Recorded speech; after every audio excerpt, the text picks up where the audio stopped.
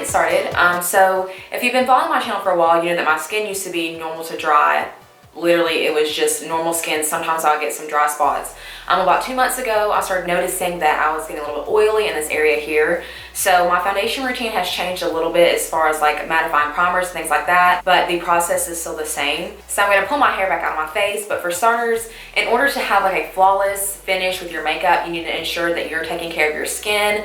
So just making sure that you're using the correct products for like moisturizing and cleansing and all those kind of things. And then a big important thing is knowing what kind of foundation to buy. So say that your skin is dry, you want to stay away from foundations that say mattifying, anything about being matte, because that's going to cling to your dry patches and it's going to give you a really uneven finish.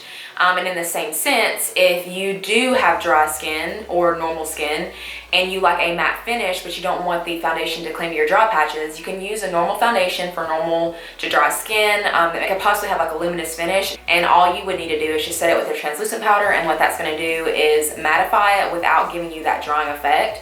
And also, if you have oily skin, you want to stay away from things that say like luminous or dewy, because that's really just going to accentuate your oil and it's going to kind of slide around. You should be looking for primers and foundations that say mattifying on the label and also setting with a powder. And if you do like a more luminous finish, even though you do have oily skin, you can always use a mattifying foundation, but you can mix in a liquid illuminator. That way it still gives you that sheen, but it will still keep you matte. Now, whenever you're about to apply your foundation, you want to make sure that you have like a 30-minute time window after you have cleansed and moisturized. And the reason being is you don't want to put your makeup on immediately after you wash your face and moisturize, just because it tends to slide on your face if your moisturizer hasn't completely set into your skin yet.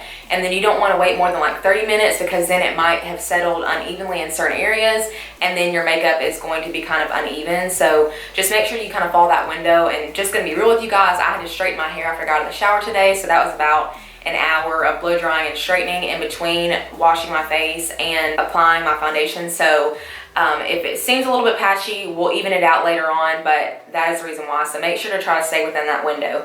But to prime, I'm going to take my Maybelline Blur and Illuminate Primer, and I've been using this for a while. I absolutely love it, and it does have like a luminous finish to it, so if you have dry skin, you would love this. And it also has the consistency of a moisturizer, so it would also be really good. So I use a luminizing primer on my normal skin or on my face, and then I'm going to take this Rimmel Stay Matte Primer, which is actually the first time I'm trying this out, because I've tried a few other primers that are mattifying. They're a little bit too mattifying for me, in the sense that wherever I apply the primer, my makeup gets kind of patchy and clings to that primer a little bit too much. Like, it just doesn't work. But I felt like this consistency was kind of like a lotion as well, so hopefully it does keep me matte, and it also allows my makeup to lay smoothly over it.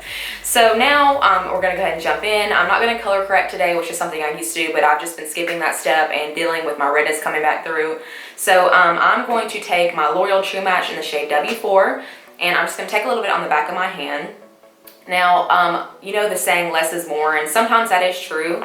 So I'm just going to use a sparing amount, and I'm going to dot this all over my face, because I don't have too many blemishes I really need to cover up, and my skin tone is not super uneven, so I don't feel like I need too much. So I mean, it's kind of dripped over my hand, but that's about how much I use. And I'm also going to carry this down onto my neck, just to make sure my neck matches, because it does not get as tan as my face and my chest. So I'm just going to dot that on. The reason why I don't apply it directly onto the brush, which I see some people doing sometimes, is because that soaks up a lot of your product, and then you're basically wasting it. So you're going to keep applying more and more and more, and it's all going inside of your brush. And then that is going to also take you longer to clean whenever you're washing your foundation brush. So I'm going to take my favorite foundation brush of all time, and this is the Sigma F80 Flat Top Kabuki. And I'm just going to start blending all this in. Now I'm going to use like patting motions and then kind of dragging it out and then kind of blend it out, but you don't just want to start dragging it everywhere, because it might give you like streaks, especially because of the brush hairs. When I'm working on my face, I'm going to do like a patting motion first,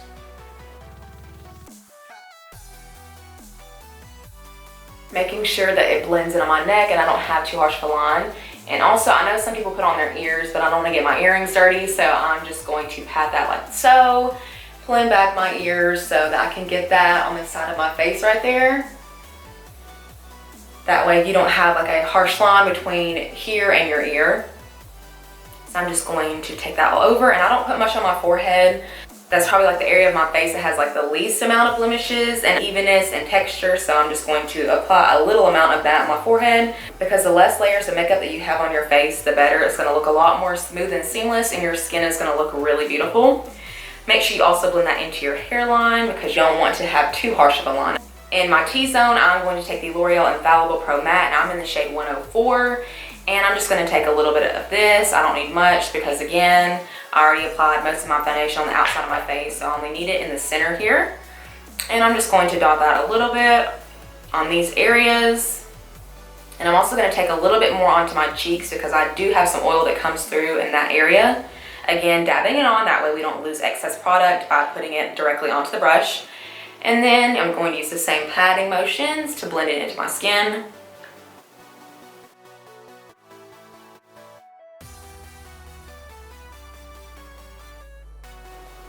I do take a little bit onto my eyelid just to kind of prep for my eyeshadow later on, which I will go back over with concealer, but I want to make sure everything is blended out anyway. So this kind of hides some veins in addition to the concealer. So now, just going back down onto my neck, make sure that everything is blended. And then going back through with that same patting motion.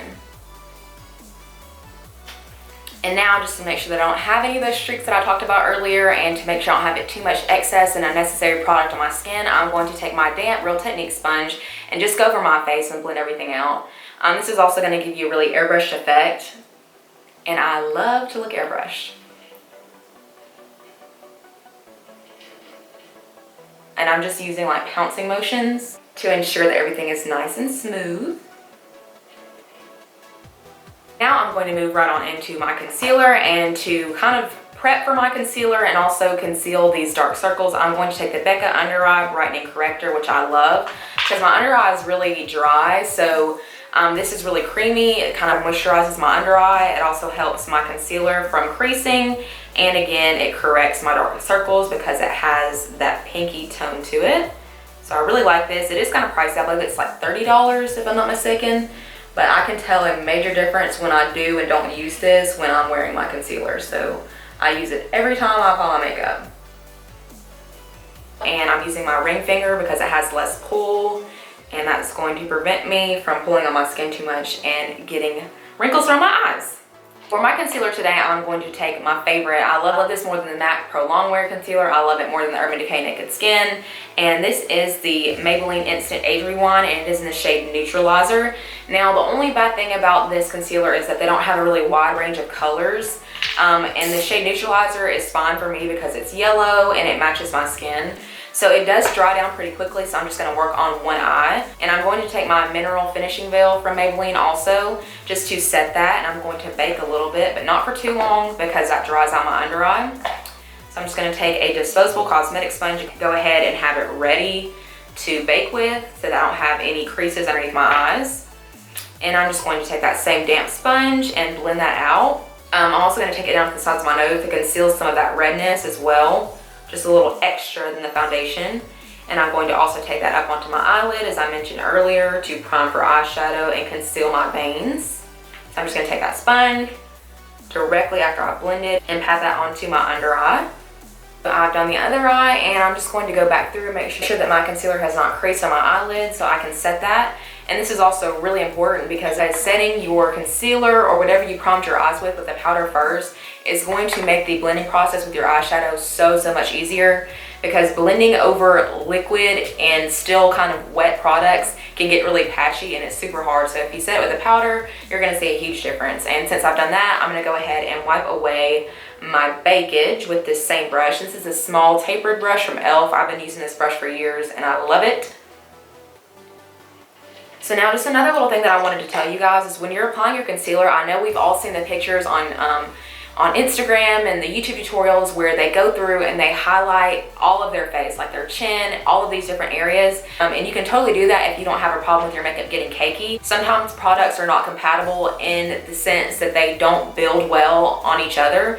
So whenever I'm applying my concealer, I use like a light amount but then I'll go back through and highlight those areas and conceal those extra areas with what is left on my sponge. And this is going to cut down on how cakey your makeup gets tremendously, because you're using the excess to highlight those areas. And then of course, less layers of makeup is going to look more natural and really seamless. So I always just take what's left, blend it onto my chin, underneath my nose, and if I want to go in between my eyes, I will, but I usually don't, because when I go in with my bronzer, since it's so many shades deeper than my skin tone, this area is already going to be highlighted here because I only do my bronzer on the outer portions of my face, and therefore, if I can avoid extra layers of makeup on my skin, I will. So I don't do any kind of concealer right here. I just take my foundation, then bronze, and that area is already highlighted. And it helps me so much with getting cakey, because I tend to get cakey in that area, and it's just huge for me. Less is more unless you really, really need the coverage.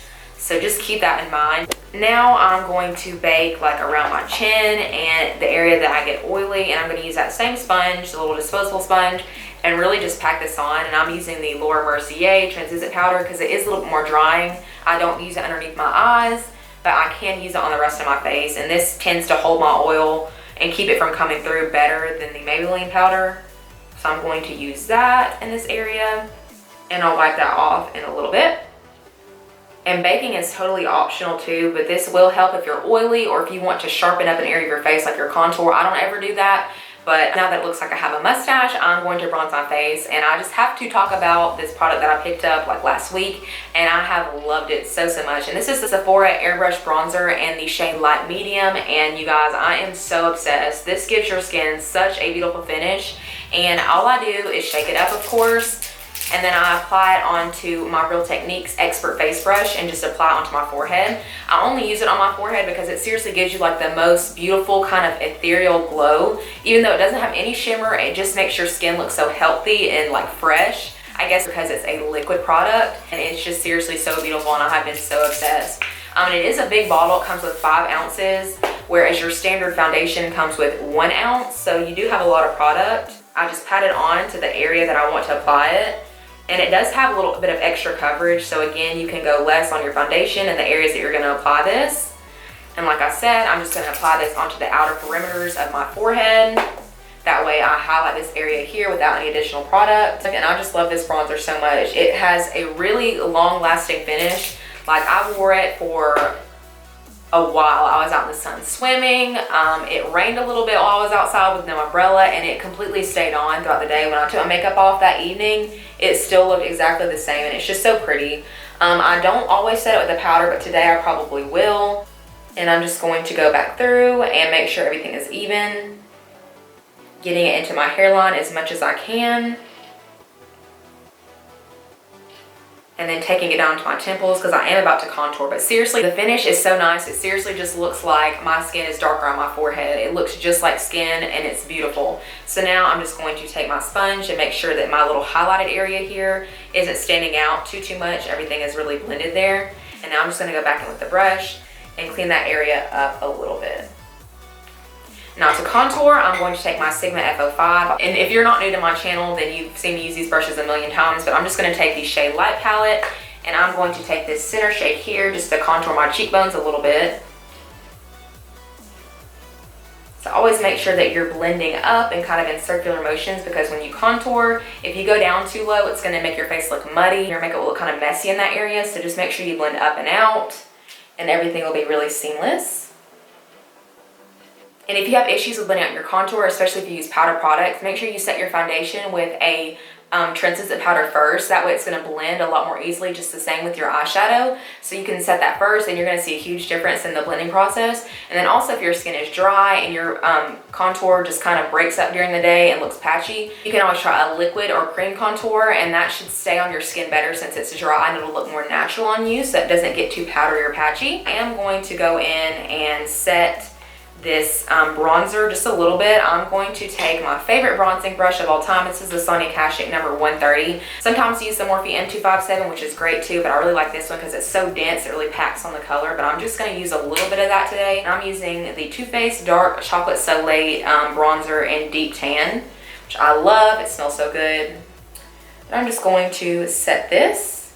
I use the same brush and just run that down the side of my nose to contour my nose just a little bit. And I'm going to go back with my sponge and make sure that the that the line on my nose is not too harsh. And then I do the same thing to just kind of clean up my contour a little bit. And now I feel like I have baked long enough, and I'm going to wipe off this excess powder. And then I'm going to move on to my eyebrows. Okay, so I went ahead and finished off my eyes when I did my brows because I thought, why not? And now all we have left is highlight and blush. So I'm going to take the shade Orgasm from Nars, which is a beautiful pink with like some gold shimmer in it. And it's so, so pretty for summer. And I'm going to apply that with my Sonia Kashuk number 27 blush brush. I love this brush. And I'll just apply this to the apples of my cheeks a little bit. And then also on the tip of my nose, just because I like that kind of little rosy pink nose look. So I always do that. Of course, you do not have to, but I love the way that it looks. Excuse my awkward stare into the viewfinder. I forgot to bring my camera over here. I forgot to bring my mirror over here. Now, of course, if you don't wear blush, then you just take your bronzer down to this area. But as you can see, it looked kind of strange with how white I was in this area without the blush. So you want to make sure you put something there. So like bronzer, if you want to do like a peachy blush instead of a pink, anything you want. It's just important to make sure your face and complexion are really even, so you don't want to leave that area blank. And to highlight, I'm going to take another favorite from the Sephora brand, and this is the Micro Smooth Illuminator in the shade Light Beam. It's just like a really pretty pink, and I love this shade so much, especially when you pair it with a pink blush that already has shimmer. It looks so, so pretty. So I'm just going to take that on my Morphe M501, which is my favorite highlighting brush, and I'm going to apply that onto the high points of my cheeks, on the tip of my nose, and a little bit on the bridge of my nose. And then before I started getting oily, I used to apply it onto my chin, but we are going to skip that now. Okay, and since I already finished off the rest of my face, I'm done. So I hope you guys enjoyed this foundation routine. Just make sure that you know your skin type and you look for products that are focused to your skin type. So again, if you're oily, look for the word mattifying. If you're dry, try to look for more luminous or dewy finishes and stay away from mattifying. But if you do want to have a matte finish without the drying effect, then always set it with a powder. Don't forget the time window of after you've cleansed and moisturized of when you should do your makeup. Try not to go over 30 minutes because you'll be a patchy mess like me. And if you guys have any questions, of course, just leave me a comment down below and I'll be glad to answer that for you guys. But again, I hope you enjoyed this tutorial. Thank you so much for watching, and I will see you guys in my next video. Bye.